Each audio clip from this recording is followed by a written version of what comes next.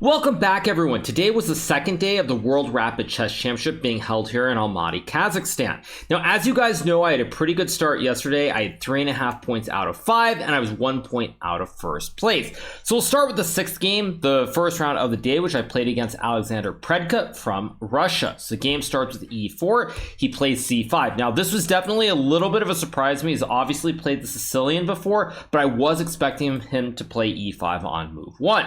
At any rate, he plays the Sicilian. I play this g3 idea, and we get an open Sicilian here, where black has a little bit of a Scheveningen setup here with pawns on d6 and e6. The game continues with knight takes d4, queen takes d4, all pretty standard, don't want to get too deep into the weeds. Plays e5, queen d3, castles, knight d1, and now let's move bishop e6. Here I play knight e3, he plays a6, and already I've missed a little bit of an opportunity. What I probably should have done here is I probably should have played c4, creating a classic Maroczy bind setup here where I grip the d5 square and then follow it up with knight e3 and b3. Now, the reason that I probably should have played this is because after knight to e3, a6, if I play c4 here, black can now play this move b5, and after takes, black will be able to win the a2 pawn if I take the b5 pawn, so something like this, and I guess I can go like knight f5, bishop e6, but it's a pretty balanced position here, and there's very little play. So I probably should have played c4 to begin with. Instead, I played knight e3, a6, and now I played b3 with another idea where I create the double fianchetto, both bishops on the diagonals. Additionally, once I get the bishop to b2, I can play for f4 as well. So I was very, very happy with this position here. The game continues with b5, bishop to b2, queen to c7, I go h3 here. Idea behind h3 is to stop black from playing knight g4 at some point, because I really want to play f4. So I play h3, we get rook f d8, rook a d1, rook a c8, now I go f4, h6, queen to e2, queen c5, king h2, and now I plays rook e8. Now this move was a very, very good move. My opponent found it after, I want to say, maybe a 3 to 4 minute think, and the reason it's such a good move is because black now has this idea of going bishop to d8 and bishop to b6, attacking the knight on e3. Additionally, by putting the rook on e8, once you move the bishop to d8, there might be ideas with e takes f4 and some pressure on the e file. So I go rook to d3 here, guarding the knight. We get b4 being played here. Now again, bishop to d8 is not really a great move here because I can play rook to c3, queen b6, and wait a second. Rook c3, queen b6. I saw something here. I forget what it is exactly. But I thought that I should be better. Instead, he plays b4 here. I go rook f d1, double stacking and putting pressure on the pawn on d6 and preventing bishop d8 here because then the d6 pawn would hang. So we get a5, I go c4, takes, queen to b4, I trade, I take on e5, and here I'm up a pawn here. I'm feeling very good about myself. Also because at this point, the time was fairly balanced, but my opponent sank into a deep think. And additionally, if black plays the obvious looking move, knight takes e4, this loses to knight to d5.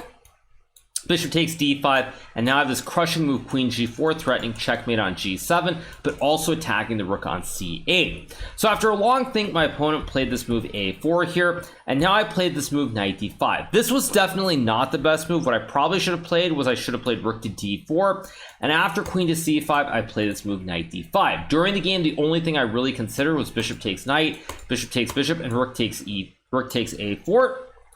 Now I have 2 extra pawns here, but with the bishop combination and moves like bishop e5, putting a lot of pressure on the diagonal, and this weak pawn on g3, I didn't feel like it was enough. So that's why I played the natural looking move knight to d5. Now mind you, I played this pretty quickly, so perhaps I should have used a little bit more time, but I thought this had to be winning somehow. Because when you look at this position, I also have a very passive light square bishop on g2 behind the pawn on e4, so it seems like a way to open up this diagonal. I know the pawn is going to push forward to d6, and then both bishops are really, really well placed. So a takes b3 is played, I go d6, rook to c2 is played here. Now I make a slight mistake, I play queen to f3. What I should have played here is the counterintuitive move queen to d3, because now if black plays queen b7 trying to threaten checkmate, I can play rook to g1 here, and now everything is kind of hanging. If he plays a move like bishop to d8, I have queen takes c2, pawn takes queen, and bishop takes queen on b7, and this is completely winning. Now the reason this is important to note is because if I play queen takes c2 right away, after pawn takes queen and bishop takes queen, black gets a new queen on d1. So again, perhaps I should have found this move. Again, very, very difficult. But I played queen f3 because it looked like the move that is safe. It guards the bishop on g2. Bishop's still under attack, and I thought that I should be doing very well. Now here my opponent blunders. He plays this move queen to a5. What he should have played was this move b2, because now after pawn takes bishop, queen takes pawn. This pawn on b2 is very advanced. There are ideas like rook c1 here, and I wasn't really sure what I was going to play. I assumed that I could maybe take on f6 here, but after g takes f6, not queen takes by the way, because then I have check, king h7, queen e4, queen g6 trade, and rook to b1, and this is winning. But after black takes with the pawn, this idea of rook c1 is very strong. The bishop on g2 can't really come into the game here, and black should be able to draw. Now again, with limited time, very, very hard to play this. So Predka plays queen a5. So here I play queen takes b3, attacking the rook on c2, and now I find another excellent move, rook to e2. At this point, I already thought that the game was almost over and I was going to win, but he kept finding good moves. So he goes rook e2, I play d7 here, pass pawn with the rook behind it. He goes queen to a8, and here I make a huge blunder. I played this move, queen to d5, relatively quickly. I think I used maybe like 10 seconds instead of using the time I had on the clock. Now, one thing that generally when your form is either on or I shouldn't say on, when your form is off, is there two things that you tend to do that, or at least for me, tend to be sort of signs, which is either I move way too slowly and I use simply too much time in positions that are where I really don't need to, or I move too quickly when I have big time advantages and I don't use that time that I've built up. Now, this is one of the cases where I played this move very, very quickly, and I regret it as soon as I played it. What I should have played was rook to d5 instead, because now after bishop to d8, a4, black is still in the game with a move like queen to a7 and ideas like queen to f2 or rook e1, threatening queen g1 mate. But whether my opponent could have found this with only 10 seconds on the clock is really debatable, and I actually think that if this had happened, I probably would have won the game. However, I played queen d5, and then with maybe 2 seconds left on the clock, Predka trades. He goes bishop d8, and just like that, the advantage is gone. Now, when we got here at first, I thought that after a4, this is probably winning, because if rook a2, I have rook to e5 and rook e8, which would win the bishop. But unfortunately, after king to f8, black is just in time, because now if I go a5, king e7, a6, black has rook to a2. I cannot go bishop f1 guarding the pawn because of the pin, and this is simply a draw. So instead I played king g1. Now here Predka finds bishop b6, another excellent move after about a 10-second think. He was very close to playing this move king e7, which is a great pity because after king e7, bishop to f1, rook to e6, bishop b5. Position is still objectively drawn, but I have two pawns that are protected by this bishop on b5, and there are excellent winning chances. Unfortunately, Predka finds bishop b6, and now the game is essentially a draw. If I play king h1, black can go rook e1, and then just make a repetition here with bishop b6 and bishop g1 with the classic yo-yo technique. And if I play king f1, rook f2, if I go king g1, there's rook e2, which is a draw. Maybe there's rook d2 or something as well. At any rate, there are many ways to save the game. So instead I play king h2, but now after king e7, I go h4, rook to a2, and now I can't even guard the a4 pawn. Rook d4 is not available, and if I go a5, black just simply takes with the bishop or the rook. And now I have to simply make a draw. I play a couple more moves. I give up the d7 pawn, I keep the a4 pawn. Not maybe the most precise technique, but at any rate, the game ends here in a draw with a repetition.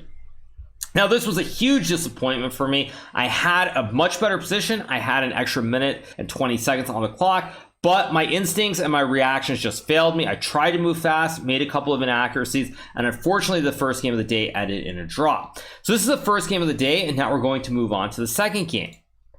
Now, the second game of the day, I was playing against Boris Savchenko, a renowned blitz and rapid specialist. And one thing that we don't talk a lot about in chess is quote-unquote RNG or luck. Now, in a Swiss, obviously, pairings do matter a little bit. Now, when I talk about RNG or luck, this is what we call the luck factor. In this game, with the black piece against Boris Savchenko, I was expecting him to play c4 and play the English. Now, in all of his previous games, he had played c4 and he had played the English opening. And then against me, he chose to play knight f3. Now, it's worth noting, of course, 2 rounds later against Fabiano, he played c4, e5, and I think it was something like g3, bishop e7, bishop g2, d6, and some f5. Fabiano won a very, very clean game. And I was very unhappy when I saw it because against me, for some reason, my opponent Savchenko decides to play knight f3. So I go d5, g3, I play c5. Now by playing this, I was trying to play something a little bit off balance to keep more play in the position. Normally I play g6 or knight f6 or e6, but at this point already I felt the need to try to experiment. So I played c5, bishop g2, knight f6, castles, and now I play g6. This is actually a system that Fabiano himself has played quite a bit, and I thought there was going to be an imbalance and I would maybe get some chances. So the game continues here with d4. Now I trade, I go bishop g7, knight to b3 is played here, I go knight c6, knight c3, e6, now a4 is played, castles, a5, and now I play this move knight d7, which is probably not the best move. Perhaps I should have played knight to e8. The reason I rejected this move is I thought that after a6, if I have to play a move like b6 and e4, d4, there's this move e5, opening up the diagonal, and white is doing very well. And I thought that if I play something like knight d6 after takes and bishop b7, white can go like knight a4, knight c5, and maybe e4 later on. And I wasn't really convinced whether this was good for me. Computer actually thinks after knight to, very unusual knight to a5, black is better. But again, don't ask me why black is better.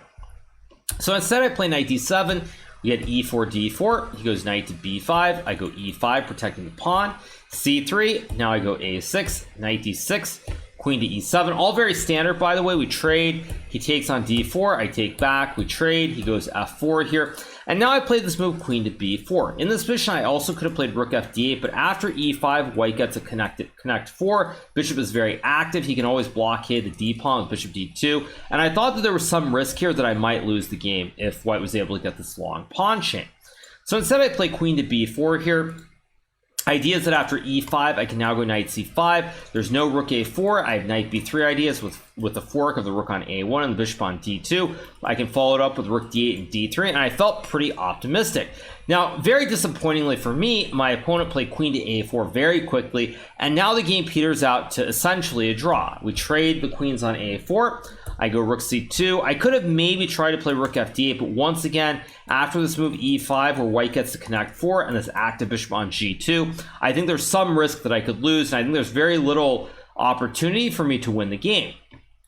So I play rook c2, goes e5, and this is very forcing. I play rook c8, he takes, only move by the way because the bishop is trapped here, there are no squares available. Knight takes e5, f takes e5, I play rook takes c1 here, and after bishop e7 there are many more moves that occur, but the game essentially peters out here to a situation where we get even material on the board here, and I choose to play on sort of out of frustration with the rook bishop and 2 versus the rook bishop and 2, but the game does end in a draw shortly thereafter, and it's a second draw in a row to start the day. Very, very disappointing. Obviously, I was kind of disappointed in the fact that I couldn't create chances in this game. But when you're playing with black and your opponent wants to be very, very solid, sometimes there's not a whole lot that you can do. So the second game ends in a draw. We move now to the third game of the day, where I'm playing with the white pieces against Volodar Merson, a very talented junior player, I believe from Russia. He, I think, is 15 years old. His FIDE rating currently is 2551, but he's probably the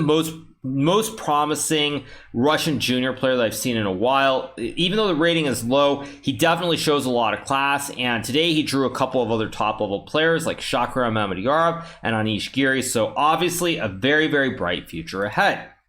So in this game, I play e4, he plays c6, and now I play this move knight to c3. Now, as soon as I played this move, weirdly enough, I was already regretting my choice, because at this point, after 3 draws in a row, I really needed to win this game, or try to get on the scoreboard however I could, and so I felt that it would have made more sense to play something like d4, d5, than a line like e5, maybe g4, maybe h4, maybe one of these knight c3, g4, knight ge2 lines, but something very aggressive, simply because at this point, if I lose the game, probably it doesn't matter, but if I don't win, it's very unlikely that I'm going to have chances to compete for first place. So I probably should have done that, and the reason I regretted this is not so much the opening itself, but the problem is that in a position like this, we get a very, very flat opening where where basically I have the two bishops versus the bishop and knight, and white is a little bit better, make no mistake about it, with the bishop pair, but it's very, very hard to prove an advantage. Black center is extremely solid here, and there isn't a clear-cut plan for white to prove the advantage. So because of that, I'm sort of unhappy with the opening, because even though technically it's an advantage, this is a rapid game, you don't have all the time in the world, and in a classical game, I probably would have felt pretty comfortable, but in a rapid game, it's not quite the same story. So we get knight f6, queen f3, castles, c3, a5, a4, knight d5, g3, queen f6. And now here I played this move rook to e1, which I think is just a mistake. What I probably should have done, again, from a practical standpoint, is I should have played either queen to g4 or queen to e4, trying to keep the queens on the board. Because now if black plays a move like queen g6 after trading, black has double pawns here, and I have the bishop combo, so there are more chances to prove an advantage. Whereas in the game, after rook e1, rook e8, I trade. Again, I could have played like queen g2, but I was worried about some e5 here, opening up the center. So I trade, and again, white has a small advantage with the bishop pair, but it's going to be very, very hard to prove, because you can't really do anything in the center or on the queen side. For example, if I play c4, after bishop b4 and rook d8, now the pawn on d4 is weak. I can't push b4 because that would hang a pawn. And additionally, if black can put the knight on d5, let's just say I go bishop d2, knight d5. Now if c4, there's always knight to b4. So I can't really push anything in the center. I can't really push f4, f5. And black is just extremely solid here. So I play bishop c4, king f8. I go king to g2, rook e7.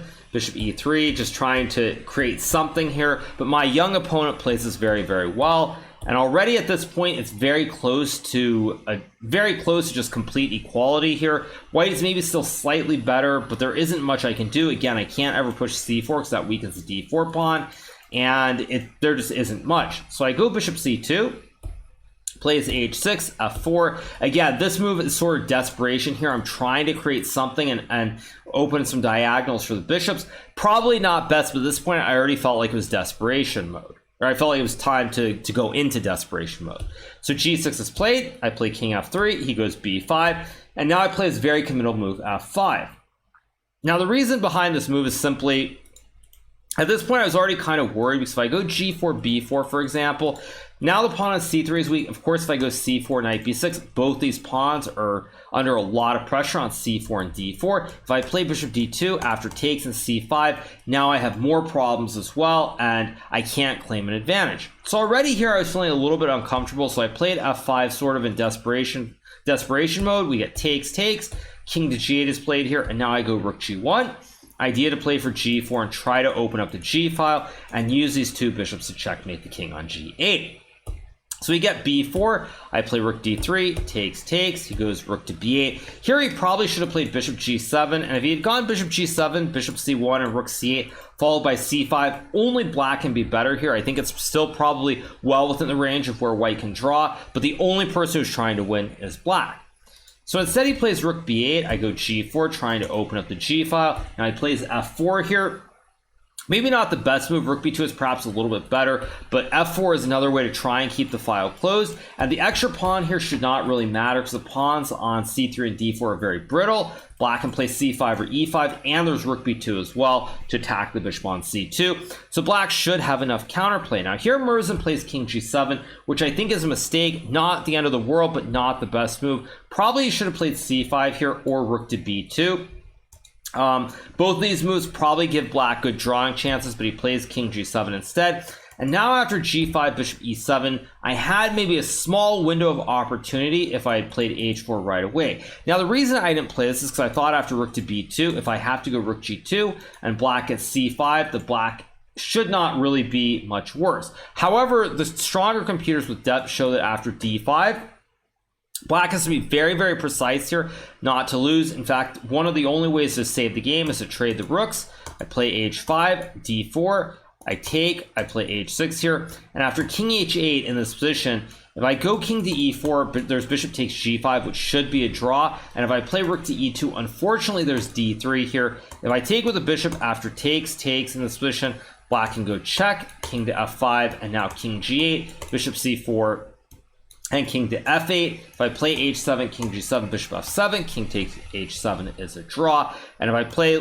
king f6, there's just check, and then bishop a3, followed by bishop to b2. And due to the opposite colored bishops here, this position simply is a draw. So I probably should have played this. Instead, I played rook d1. Rook b2 is played. I go rook 1 to d2, c5. Now I play h4. Again, trying to get h5, h6, trying to create some sort of winning chances. So he takes, I take back with the rook. He goes rook c7, excellent move. I play bishop e4, we trade, and here he plays f6, which is not the best move, but it's a very, very good practical decision. Even though rook takes c3 should draw, after rook d7, you have to go king f8, and once h5, h6 is coming in here, it feels very scary and hard to play. So I really like this decision by Merson to play f6 here to break up the pawn chain. Now I can never really go h5, and if I go g6, now there's f5, and black simply is much better. So here I play c4, which is a blunder, or rather miscalculation by me. I probably could have played something like rook d3, but again, after takes rook c4, or sorry, not rook c4. After takes rook c4, rook to d7. There's simply king f8 here, and when I go g6, black can wait with bishop h4, and there really should not be any danger of losing. However, I played c4, which was just based on a pure miscalculation, because after rook takes c4, rook d7, king f8, I cannot go g6, which is my original intention, because after f5, g7, takes, black has this move king to f6, attacking the rook, guarding the pawn, and then black will win the bishop on e4. Initially, when I played rook d7, king f8, I thought that after g7 takes, king f8, rook takes e6, takes, and rook takes e4. And while, again, this is still a draw with perfect play, I have an extra pawn on the board. However, I did spot this, so now I had to bail out. Instead, I go h5, rook c5, bishop g6, check, king e4, check, another great move, king e5, rook takes a4, and now the game is simply drawn, because even though I have a pawn on the edge of the board, the king is a little bit passive on f8, it's opposite colored bishops, and black can bring the rook back, and there's nothing I can do.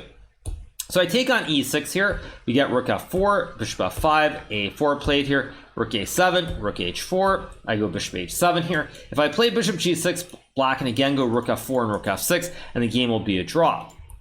So I go bishop h7, takes, check, bishop g6, rook h6, I go king f5. There are no good fossils here. If I move the rook to say a7, he takes. If I go to h7, again, it's a check, so I don't have mate. And if I go to say f6, black's king escapes with king d8 and king to c7 here.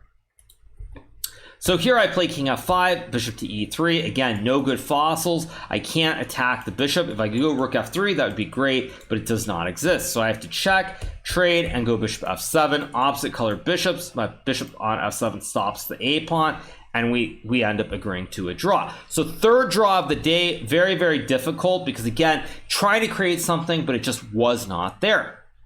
So in the final game of the day, I played with the black pieces against Shant Sargsyan. Now, Shant Sargsyan is a player that I've played on chess.com and many titled Tuesdays in the past. So because of that, after he plays d4, knight f6, c4, I choose not to play g6. I think in the past I played g6 against both Shant Sargsyan, but also there's another one too. I forget one of them. But after knight f3, bishop g7, g3, the Armenians like these fianchetto kings Indians, and it's very, very hard to play for a win. So instead, I had a little idea that I had prepared. I played e6, knight f3, d5, g3. I played check, bishop d2, and now I played this move, bishop d6. Now, this is a little bit dubious, and this is one of the reasons I played it, because I was really optimistic that my opponent would play something aggressive. He would know that this is not the best line. Normally, you're supposed to go back to e7, and that he would try to punish me. However, unfortunately, my opponent was in no mood to play an exciting game, and he decides to play very, very rock-solid chess instead. So he plays knight c3 here. I castle, bishop g5. I play c6, bishop g2, knight d7. He castles. I play h6, takes, and now he goes knight to d2. Black has the bishop pair here, but the bishop on c8 obviously is behind the classic pyramid of Giza here, so it's not a very active bishop, and white is also building a big center with e4 at some point. So here I play b6. Now I could have played e5, but the reason I didn't do this is because after takes, say I play bishop takes c3, knight d5, black is maybe marginally better due to the pawn structure, but there are very few pieces on the board here, and there's no real imbalance. I mean, the pawn structure is a weak pawn on c3, but you can go e3 and c4, and because of that, I chose not to play e5. Instead, I played b6, e4, and now I go bishop e7. And the reason I did this is to provoke my opponent. Again, at this point, I want something interesting, something creative. However, my opponent says niet, and he chooses to play more very, very solid moves. After e5, knight e8, and h4, white is actually perhaps a little bit better. You have f4, queen g4, even rook c1 somewhere, and it feels like white has a lot more space, and it's very hard to play. But on the other hand, at least all the pieces stay on the board. There's definitely an imbalance here in the center, and there are chances for both sides. However, to my horror, Sargsyan takes, and he just takes everything on d5 and plays rook e1, bishop e6, and now he goes knight f1 to e3. So I play rook c8, queen d3, bishop b4, rook e to c1. If he plays rook a c1, maybe I can play knight e4 here because the pin plays, white can't take due to the rook on e1 hanging. After takes, queen takes e4, bishop c3. There are some weaknesses on the light square diagonal from d5 to h1, and I can also take the pawn on a2. So when my opponent played rook e c1, I knew that he was in this like lock mode. He definitely did not want there to be any creative, anything creative happening.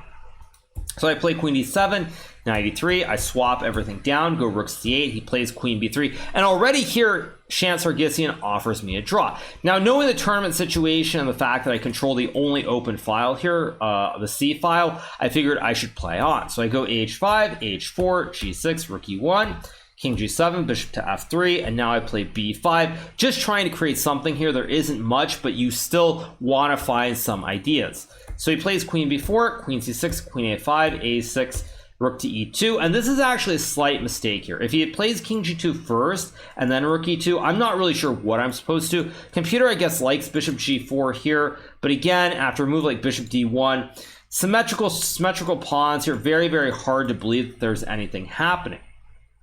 So he plays rook e2, which is a slight mistake, because now after queen c1, you cannot block with the rook because I take the pawn on b2. And after queen to e1, I play this move bishop g4. What I should have done is played b4, because if white trades and goes king g2 here, which is what I was initially worried about, I can play a5, and after rook to c2, there's rook a1, b3, and maybe I can bring the king around to d6 at some point, and then bring the bishop to d3. Again, very, very far out concept, nothing super obvious, but maybe there's some chances here. So I probably should have played b4, but instead I went bishop g4, already trying to create something. Unfortunately for me, Sargsyan does not miss his opportunity to simplify the game. So he trades bishops, I take back with a knight. He trades king g2, I take, and unfortunately after rook takes e3, if I play rook to c2 here, there's rook to a3. We can swap the pawns, but this will be a draw. So I play a5, again, just hoping for something. But after rook e5, rook c2, again, Sargsyan finds the perfect move here to not give me any hope. b3 would be a draw still after rook takes a2, rook d5, b4. But in a position like this, after king f3, rook a3, king e4, you just worry that somehow I can take, go rook b2, and run the b pawn up the board. So Sargsyan plays b4, which is a perfect move here because now everything simplifies and there are just no chances to win. So I take, he takes the pawn, I take, he takes back, I go rook b2, plays rook b6, important move, cutting off my king from coming closer towards the center and going after the pawn on d4. So I play b3, d5, I go king f8, trying to bring the king in. Again, he finds rook b7, another excellent move, cutting off the king, so I can't bring it forward. King e8, d6, and now I play rook b1, rook e7, and I have to go back here. If I play king d8 after rook takes f7, maybe it's still a draw with rook c1, but at any rate here, I'm down the pawn. He's a 3-on-2, so why do I want to do this when there are zero chances of winning? So instead I go king f8, and now the game ends with a repetition, and I finish the day with a very peaceful result. I have 4 draws, which obviously is not what I was hoping for, and realistically it means that I don't have any chances of playing for first place. So overall, if I look at the day, the only game that I'm perhaps really disappointed with is the first game against Predka. Simply put, that was a game where I had chances. If I win that game, everything is a little bit different. Alas, I was not able to win it, and unfortunately in this event so far, I'm pretty happy with my play with white. I think it's been completely fine. I've missed some chances here or there. Unfortunately, it just seems like I'm not getting the pairings with black. My opponents, for whatever reason, are just super happy to make draws and be rock solid. But again, what to do? At some point, you take chances. Maybe I should have played the hippo like Magnus. Although, to be fair, when he did that against Tomaszewski, he should have lost that game. You know, the Magnus effect played a role and he won that game. So it's always a sort of a give and take when you're playing games with the black pieces, how to try and play for the win. Obviously, when your opponents are a little bit lower rated and they don't need to win, that also makes it more difficult, because if I was on the absolute top boards playing against other top players, there's a very good chance that they would feel the need to try to beat me. They're trying to win the whole event. I'm sort of in the middle of the pack, and so things just have not worked out. But I still have not lost any games, which I guess is the one bright side. At any rate, I'm in the middle of the pack. We have 4 more games tomorrow, which will be the 3rd and final day of the FIDE Rapid World Championship, which is being held in Almaty. So I'll try to rest, relax, try to finish strong tomorrow. I hope you guys have enjoyed this recap. Make sure to hit that like button, or that subscribe button below. Sorry, a little bit tired. Make sure to hit that subscribe button below if you have not already. And I hope you guys have enjoyed everything. And I'll be back tomorrow with a recap of the final day of the FIDE Rapid World Chess Championship being held here in Almaty, Kazakhstan. Hope you guys enjoyed it. Bye.